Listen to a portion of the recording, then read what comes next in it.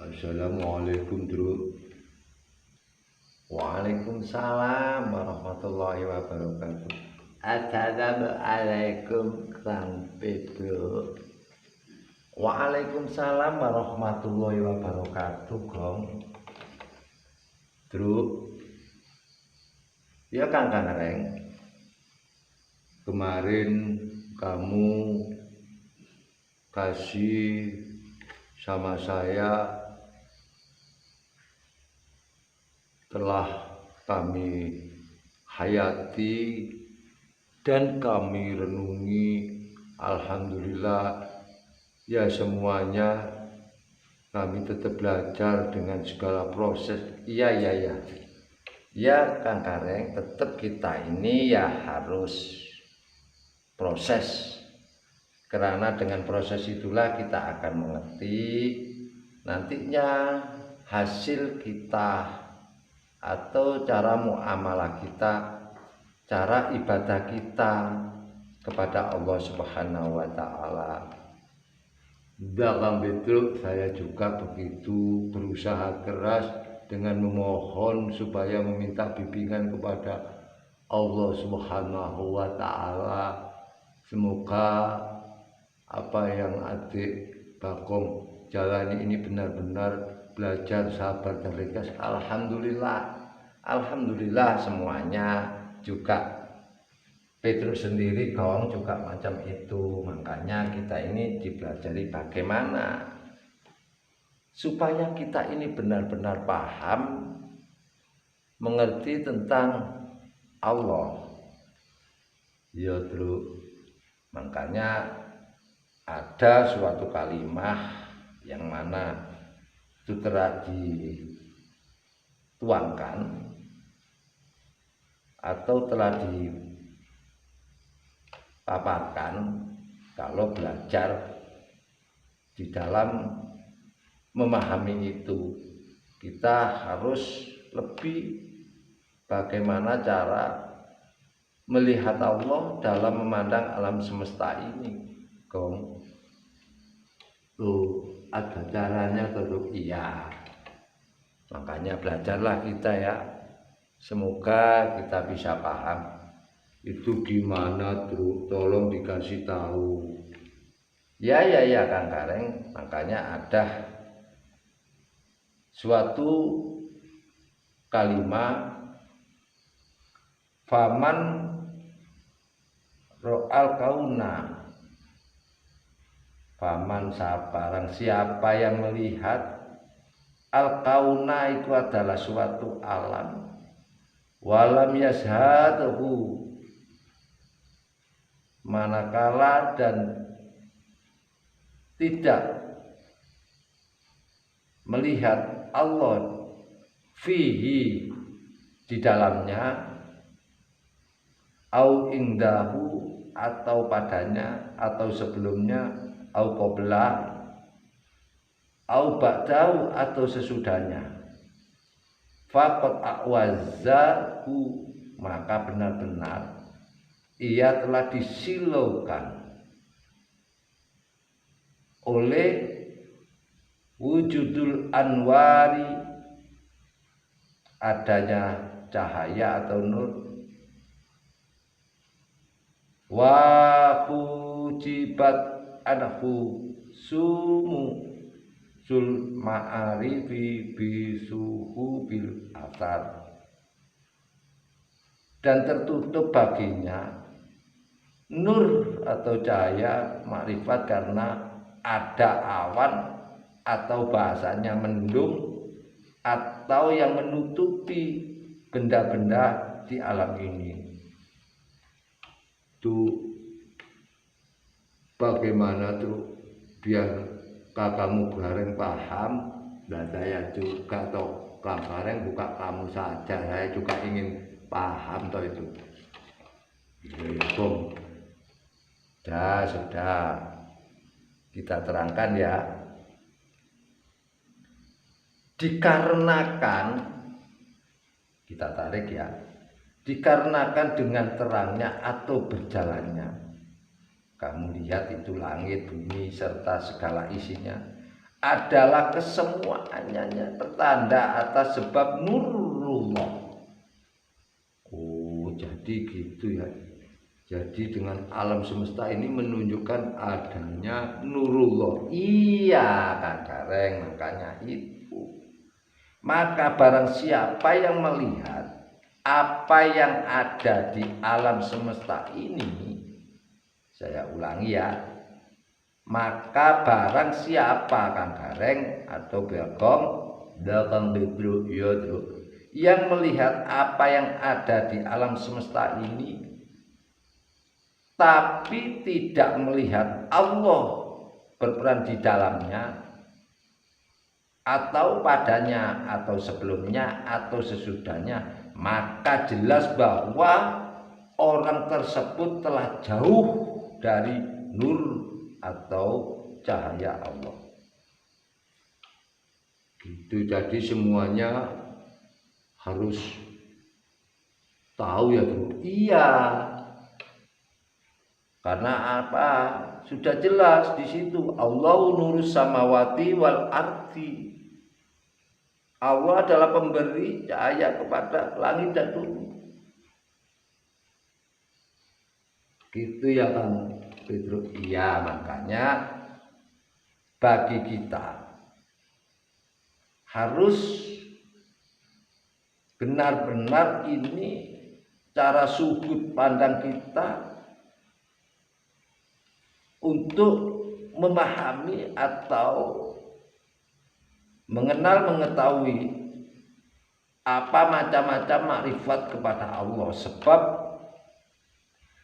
bila mana kita tidak mengetahuinya atau mengerti dalam melihat nur Allah, ini sebab hatinya telah dihalangi oleh apa yang dilihatnya di alam ini. Tadi yang sudah saya sampaikan bahwa Allah adalah pemberi cahaya langit dan bumi. Gitu ya terus. Iya Kang Gareng. Baik berupa apa yang menyebabkan ataupun segalanya. Ini harus kita jangan sampai kita tertipu. Kita harus paham untuk mengetahuinya. Sebaliknya barang siapa yang melihat Allah pada apa yang dilihatnya atau padanya atau sebelumnya atau sesudahnya, ya Kang Pedro, itulah orang yang sempurna dan mendapat cahaya Allah atau nurullah. Secara basiro dia memandang dengan basiro kolbinya. Jadi dengan basiro kolbinya, apa itu basiro kolbi? Nah, di sini terletak kalau kita di diri kita kolbun, ini bahasa loh ya, kalimat basiro itu adalah hati. Ada ainul basiro, ada su'aul basiro, ada hakul basiro. Bila kita memandangnya dengan sampai tingkatan yang paling tinggi adalah hakul basiro, nah ini bagus sekali. Sudah mapan cara kita memarifat Allah. Oh begitu ya bro. Iya, tapi ya tetap kesemuanya itu ada cara-caranya, cara sudut kita bagaimana. Makanya bila mana kita mengetahui dalam suatu pengetahuan walaupun kepada antara satu dengan yang lain, artinya memandang Allah dalam apa yang dilihatnya, memandang bahwa yang mengatur dan menjalankan semua di dalam alam semesta ini mutlak adalah Allah Subhanahu wa Ta'ala. Karena dengan cara kita meyakini secara basiro kita memandang bahwa Allah lah zat yang maha kuasa, memberi manfaat pada apa yang kita lihat, jadi kita selalu ada bayangan yang menimbulkan secara wastabiuni atau tertuntun kepada jalan muqarrabah. Maksudnya bisa mengawasi atas af'al Allah, atas kekuasaan Allah dengan bersyukur kepada Allah atas anugerah yang telah diberikan dan dijalankan apa yang menjadi kewajibannya. Jika kita sampian de iya mun kang gareng sama Bagong sama Petruk ini benar-benar cara muqarrabahnya, pendekatan diri benar-benar kepada Allah, ini termasuk telah matang dan mapan, yaitu caranya bagaimana apa yang menutupi kepada diri kita yang tidak tahu bahwa Allah adalah berperan di balik semua itu, yaitu karena hilang suatu, inilah yang menutupi, namanya hawa nafsu. Dia tak kemarin hawa nafsu ya. Betul. Itu yang menjadikan diri kita akan nggak tahu, merasa semuanya apa, karena terasa seperti kita yang berbuat. Ya memang secara musyariahnya, secara hukum syariat ataupun secara dohiriyah kita yang melaksanakan. Tapi pada hakikatnya di situ ada nur Allah, nur qalbi yang di diri kita. Yaitulah pada hakikatnya kita ini dalam artian kata la haula wala quwata illa billah. Kita tidak ada daya dan upaya ataupun segala apapun. Mutlak semua adalah sifat Allah, sifat Qahar. Dia Maha Kuasa. Itulah makanya di antara kita harus menyadari, harus sadar dan menyadari bahwa semuanya dalam genggaman Allah Subhanahu wa taala. Maka pernah Kang Petruk telah membaca di suatu hadis qudsi, itu telah diterangkan bagaimana bagaimana Kang Petruk.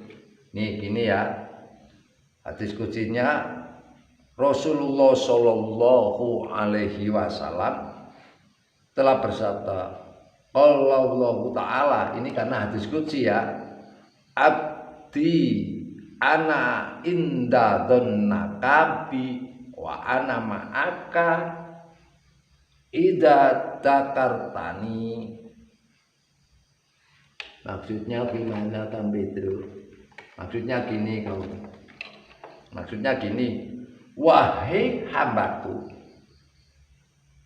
aku menurut apa yang jadi prasangkamu kepadaku, dan aku bersamamu ketika engkau ingat kepadaku. Oh, jadi begitu. Iya kok.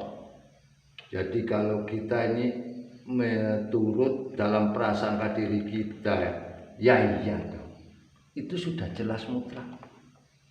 Inilah yang dimaksud, makanya kita harus benar-benar mengerti tentang Allah Subhanahu wa ta'ala. Mana mungkin di antara sudah jelas dengan sifat Qaharnya, sifat kuasanya, terbukti di dalam bukti-bukti kekuasaan Allah yang luar biasa, ialah dapat terhijab engkau daripada melihat kepadanya. No, itu nonsen. Karena diri kita lah, di dalam diri kita yang membuat kita sendiri, karena belum mengerti, mengenal, mengetahui tentang basiroh kita, hati kita tidak bisa melihat, karena yang buta bukan mata hati. Ya, kalau mata hati ini bukan, rusak semuanya. Makanya ada kalimat, bukan matanya di kepala ini kau yang buta, tapi yang buta di mata hati. Kalau mata hati ini yang rusak, yang tertutup mendung, maka hancurlah, malah petaka akan semua kita semua ini.